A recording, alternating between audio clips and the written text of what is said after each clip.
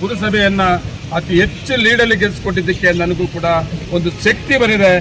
ನಾನು ಇನ್ನೂ ಧೈರ್ಯವಾಗಿ ಪಕ್ಷವನ್ನ ಕಟ್ಟೋದಕ್ಕೆ ಇನ್ನೇನು 1 ವರ್ಷ ಎಲೆಕ್ಷನ್ ಇದೆ, ಪುರಸಭೆ ಎಲೆಕ್ಷನ್.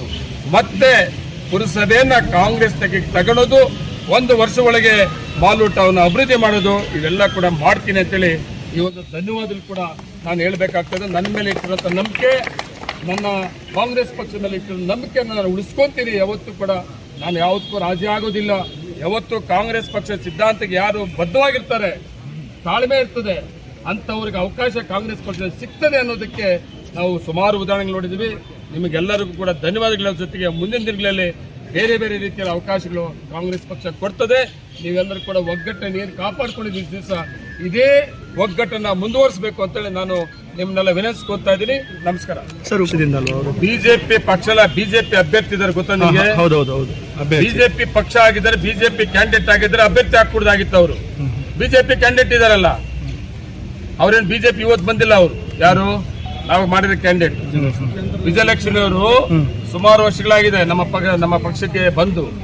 ನಾವು ಅದರಿಂದ ನಮ್ಮ ಪಕ್ಷದ ಅಭ್ಯರ್ಥಿ ಅಂತೇಳಿ ನಮ್ಮ ಹೈಕಮಾಂಡ್ ತೀರ್ಮಾನ ಮಾಡಿ ಅಭ್ಯರ್ಥಿಗಳ ಘೋಷಣೆ ಮಾಡಿದೀವಿ. ಅವ್ರು ಬಿಜೆಪಿ ಅಭ್ಯರ್ಥಿ ಸಪರೇಟ್ ಹಾಕೊಂಡಿದಾರಲ್ಲ, ಬಿಜೆಪಿ ಅಂತ ಹೇಳು.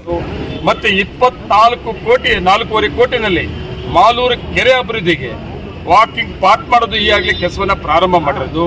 ಮತ್ತೆ ಇಂದಿರಾ ಕ್ಯಾಂಟೀನ್ ಮಾಡಕ್ಕೆ ಅವಕಾಶ ಮಾಡಿಕೊಟ್ಟಿರಲಿಲ್ಲ ಮೊದಲಿನ ಸರ್ಕಾರ.